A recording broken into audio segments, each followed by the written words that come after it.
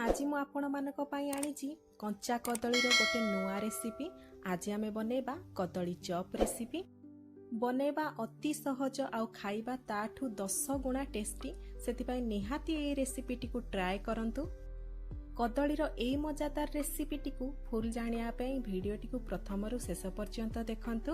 आउ मो चैनल को सब्सक्राइब करि नियंतु।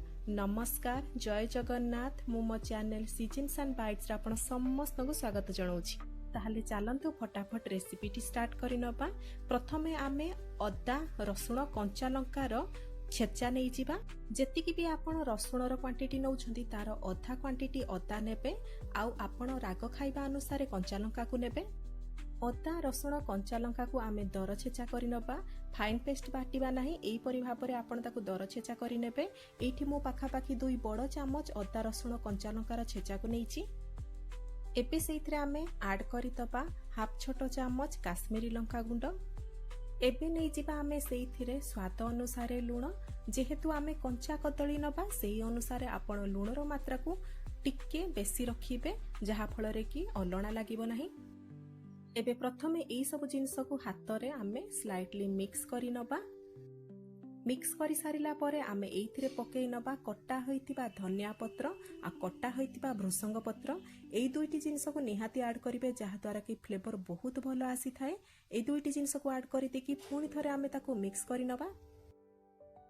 एबे चलंतु मु देखै नेबी कदली केमिति आमे काटिबा। एठी देखंतु मु दुईटी कंचा कदली नेइछि। प्रथमे तार दुई पट मुंड को काटि नबा। ता सहित कदलीर चोपा को मध्य एठी आमे पील करि नबा। चोपा को पील करि सारला परे आमे कदली भजा पाई जेमिति लेयर रखंती कदलीर सेमिति आमे ताको काटि नबा। पूरा पतला लेयर रखिबा, मोटा लेयर रखिबा नाही। मु एठी आपन को काटि की देखै नउछि। एई परि भाबरे आपन तार लेयर रखिबे। आ कदली को एठी सिजेबा दरकार नाही। आमे कंचा कदली नबा आ एतिकी पतला रखि के आमे ताको काटि नबा। जेमिति चॉप को छणा जाए सेई परि भाबरे आमे आलू चॉप रे जेमिति बेसन रो घोळ प्रस्तुत करंती सेई परि भाबरे बेसन रो घोळ प्रस्तुत करि नबा। प्रथमे देखंतु मु एठी 2 कप बेसन नै जाईची आ सेइथिरे मु स्वाद अनुसार लूण पकेइ नैची। एबे सेइथिरे आमे अल्प अल्प करी पानी ऐड करिबा आ ताको मिक्स करी चलिबा। मने रखिथिबे घोळ को पूरा पानिया करिवे नाही। घोळटी हमर मोटा रहिबा दरकार, नहले कदली हमर फिटी जाई पारे। सेति पई घोळ को आपण मोटा रखिबे। एबे सेइथिरे आमे पकेइ नबा टिके भलो कलर आसिया पई हाफ छोटो चामच हळदी गुंड आ हाफ छोटो चामच गरम मसला गुंड। एबे एई सब जिंस को आमे भलो भाबरे मिक्स करि नबा। आ मने रखिथिबे घोळ को बिल्कुल भी पतला रखिबे नाही, मोटा रखिबे। एबे आमे जो कदलीर लेयर सब काटिथिले सेइथरु गोटे लेयर आमे नबा। ता मझिरे जो आमे मसलाटी प्रस्तुत करिथिले ताकू देई दबा। आ ता ऊपरे पुणी थरे आउ गोटे कदलीर लेयर रखिबा। एई परि भाबरे आपण सबु लेयर को दुई दुईटी लेयर करिकी गोटे गोटे चॉप प्रस्तुत करिबा। आ सबु प्रथमे आमे एई परि भाबरे रेडी करिकी रखि नबा। आपण को लागुथुबो कदली छणा हला बेले मे भी फिटी जाई पारे, किंतु एई परि भाबरे केभे भी हबनी। आपण थरे ए रेसिपी को ट्राई करंतु, देखिबे तेल रे छानला बेले ये बिल्कुल भी अलगा हेबनी। छाणीबा पूर्वरु देखंतु मु सबु जिंस एठी रेडी करिकी रखि नैछि। आ एपटे मु गैस ऊपर कड़ाई बसेकी तेल पकेकी ताको गरम करि नैछि। तेल को आमे पूरा हाई हीट रे रखिबा। तेल को भलो भाबरे एठी आमे गरम होबा पाई दबा। तेल आमर थरे भलो भाबरे गरम हेई गला परे आमे जो कदलीर जो लेयर सब रखितिले मसला देकी ताको आमे बेसन रे डीप करके सब पकेइबा तेल रे। आपण जति बेसी तेल खाउ नथिबे किबा तेल बेसी यूज करिया पई चाहू नथिबे, ताहले आपण ताको तावा रे मध्ये शैलो फ्राई करि परिबे। देखंतु एई परि भाबरे आपण कदलीर लेयर सब बेसन रे डीप करिकी जेमिति हमर आलू चॉप छणा जाय सेई परि भाबरे इजी वे रे आपण ताको तेल रे पकेइबे। नॉर्मली जेमिति हमर आलू चॉप छणा जाय सेई परि भाबरे आपण ताको बेसन रे डीप करिकी ताको पकेइ नेबे। बिल्कुल भी पकेइबारे किबा बेसन रे डीप करिबारे आपण को बिल्कुल भी असुविधा फील होबो नाही। जेहेतु आमे कंचा कदली नेइछे सेति पई तेल को एठी पूरा हाई हीट रे रखी कि आमे ताको छाणुचे। आ देखिबे सेई भितरे हमर कदली भी भलो भाबरे एठी कुक हेई जिवो। गोटे पाख टिके हेई गला परे आपण ताको उल्टेई देबे जेमिति कि तार तळ पाख मध्ये भलो भाबरे तेल रे छाणी हेई जिवो। ତେଲରେ ଯେଉଁ ବବଲ୍ସ ଗୁଡ଼ାକ ଦେଖୁଛନ୍ତି ସେଇଟା ମଏଶ୍ଚର ପାଇଁ ରୁହେ।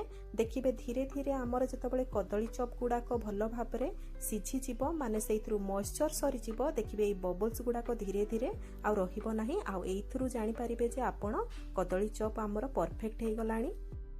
ଏଇଠି ଗୋଟେ ପଟ ଆମର କଦଳୀ ଚପ୍ ଭଲ ଭାବରେ କୁକ୍ ହେଇଯାଇଥିଲା, ସେଥିପାଇଁ ମୁଁ ତାକୁ ଓଲଟା ପାଲଟା କରି ନେଇଛି, ଯାହାଫଳରେ କି ତାର ଯେଉଁ ପାଖଟି ହେଇନଥିବ ସେ ଭଲ ଭାବରେ ସିଝିଯିବ। ଆଉ ଏଇଠି ଆପଣ ଦେଖିପାରୁଥିବେ କଦଳୀ ଚପ୍ର କଲର୍ ମଧ୍ୟ ବହୁତ ବଢ଼ିଆ ଆସିଛି, ହାଲକା ଗୋଲ୍ଡେନ୍ କଲର୍ ଆସିଯାଇଛି। ତା ସହିତ କିଛି ସମୟ ଛାଣି ସାରିଲା ପରେ ଆପଣ ନିଜେ ଦେଖିପାରୁଥିବେ ତେଲରେ ଯେଉଁ ବବଲ୍ସ ଗୁଡ଼ାକ ଅଛି ଆଉ ନାହିଁ, ମାନେ ଏଇଥିରୁ ମଏଶ୍ଚର ସରିଯାଇଛି ଆଉ ଇଏ ପୁରା ପରଫେକ୍ଟଲି କୁକ୍ ହେଇଯାଇଛି। ଏବେ ତାକୁ ଭଲ ଭାବରେ ଆମେ ତେଲରୁ ନିଗାଡ଼ିକି ବାହାର କରି ଆଣିବା। ଏ ରେସିପିଟି କଲାବେଳେ ଆପଣ ଗୋଟେ ଜିନିଷ ଅନୁଭବ କରିବେ, ଦେଖିବେ ବିଲକୁଲ ବି ଇଏ ତେଲ ଟାଣିବ ନାହିଁ। ଗୋଟେ ଥର କରିସାରିଲା ପରେ ମୁଁ ଏଇଠି ପୁଣି ଥରେ ସେକେଣ୍ଡ ଥର ଯେତିକି ବଳକା କଦଳୀ ରଖିଥିଲି ସେଗୁଡ଼ାକ ସବୁ ପୁଣି ଥରେ ବେସନରେ ଡିପ୍ କରିକି ପକେଇ ନେଇଛି।